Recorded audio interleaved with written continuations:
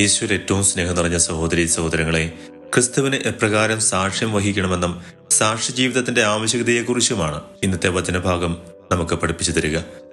വിശുദ്ധ യോഹന്നാന്റെ സുവിശേഷം 1-ാം അധ്യായം 29-ാം വാക്യം ഇപ്രകാരമാണ്: അടുത്ത ദിവസം യേശു തന്റെ അടുത്തേക്ക് വരുന്നത് കണ്ട് അവൻ പറഞ്ഞു, ഇതാ ലോകത്തിന്റെ പാപങ്ങൾ നീക്കുന്ന ദൈവത്തിന്റെ കുഞ്ഞാട്. നമുക്കറിയാം, പഴയ നിയമഗ്രന്ഥത്തിൽ ഇസ്രായേൽ ജനങ്ങൾ പാപപരിഹാരത്തിനായി കുഞ്ഞാടിനെ ബലിയർപ്പിച്ചിരുന്നവരാണ്. എന്നാൽ ഇവിടെ ദൈവപുത്രനായ ഈശോ തന്നെ സ്വയം ബലിവസ്തുവായി നമ്മുടെ പാപങ്ങൾക്ക് വേണ്ടി കുരിശുമരണം വരിക്കുവാൻ ഈ ലോകത്തിലേക്ക് വന്നു. അതുകൊണ്ടാണ് യോഹന്നാൻ ഈശോയെ അവർക്ക് കാണിച്ചു കൊടുത്തത്. ഇതാ ലോകത്തിന്റെ പാപങ്ങൾ നീക്കുന്ന ദൈവത്തിന്റെ കുഞ്ഞാട് എന്ന് ഏറ്റുപറഞ്ഞത്.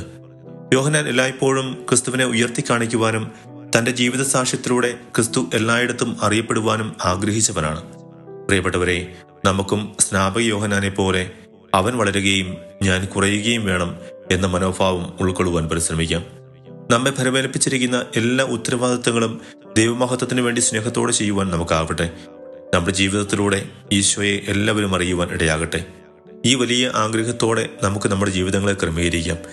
ദൈവകരുണയുടെ തിരുനാളിന് വേണ്ടി ഒരുങ്ങിക്കൊണ്ടിരിക്കുന്ന ഈ ദിവസങ്ങളിൽ ദൈവത്തിന്റെ വലിയ കരുണ നമ്മുടെ മേലും ലോകം മുഴുവന്റെ മേലും ചൊരിയപ്പെടുവാൻ നമുക്ക് ആത്മാർത്ഥമായി പ്രാർത്ഥിക്കാം.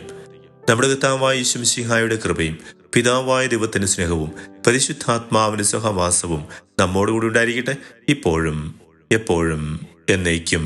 ആമീൻ.